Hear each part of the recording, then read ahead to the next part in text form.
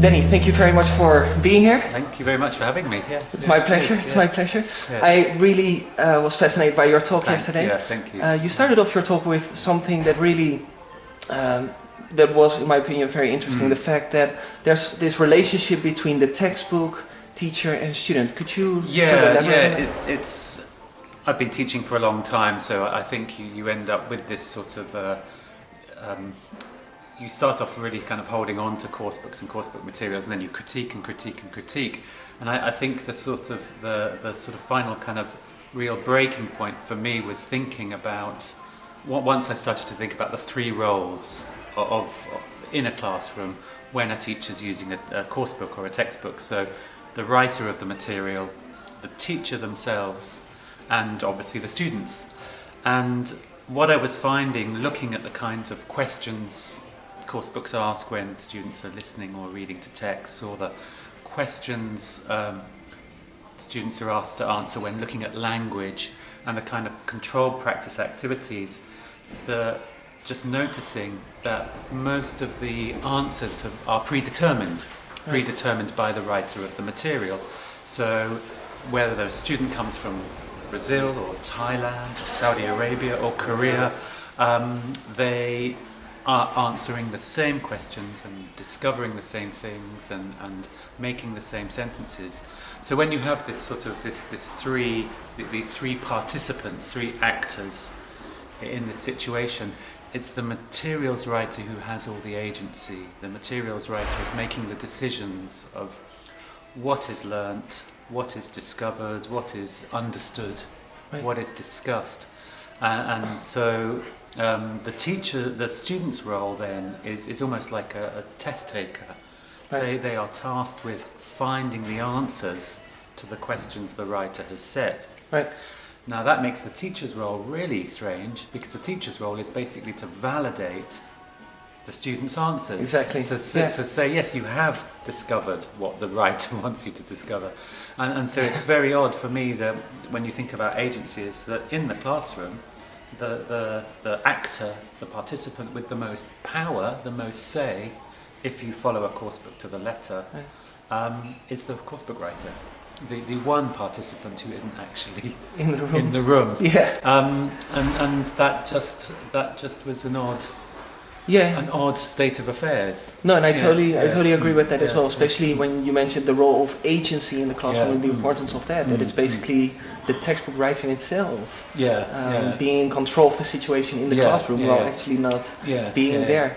And so we both, and Anna Stetsenko writes about this as well, when she mentions that we should try to look for collaborative practices in the classroom as well, in which we can give more freedom to the students for them to not only carry out actions in line with their knowledge, but also their own emotions in line with their own way of being.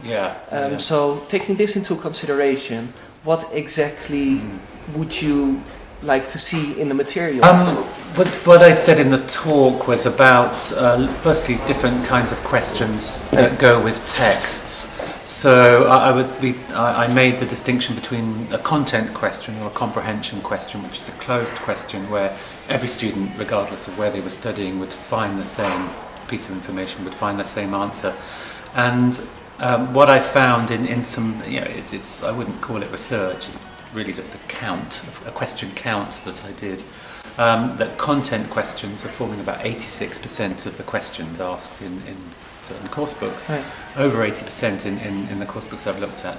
And so what I was suggesting was really either replacing these altogether or making other types of questions the starting point. So I talked about personal response tasks. Notice they're tasks rather than questions.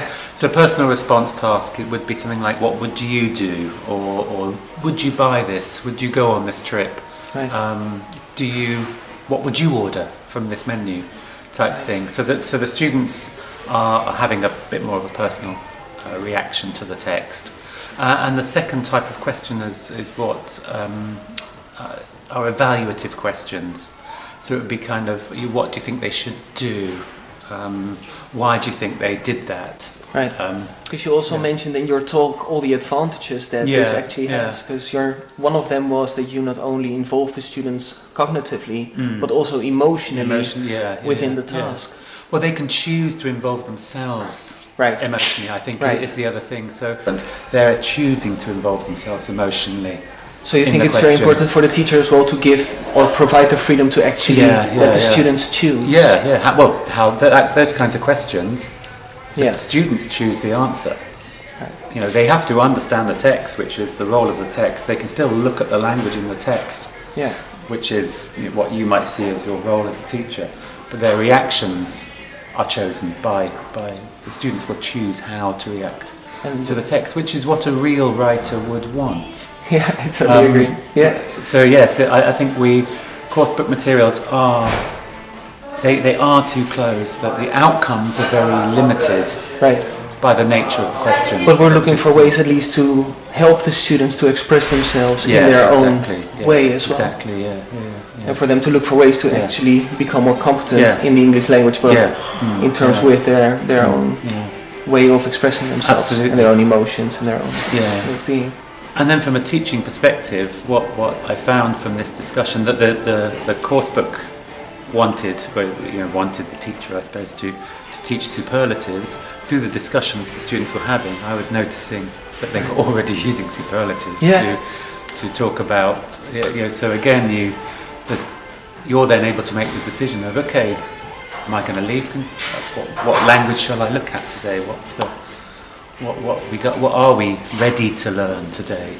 Thing. So again, it's which would be, in my opinion, at least the solution as well, because we're not only covering the topics from a textbook, for example, but we're also at the same time giving freedoms for, or at least to the students, so that they can look for ways to within that context express themselves in the way they want to with what they are learning.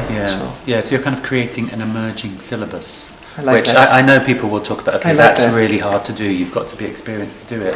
I think you don't necessarily have to be experienced to do it, because you just try it out now and then. And what I suggested in the talk is, if you are a new teacher and this does worry you, then use the kind of questions, evaluative and personal response questions, and just record the interaction, and then listen to it and think, what would I have done if I wanted to work with the language?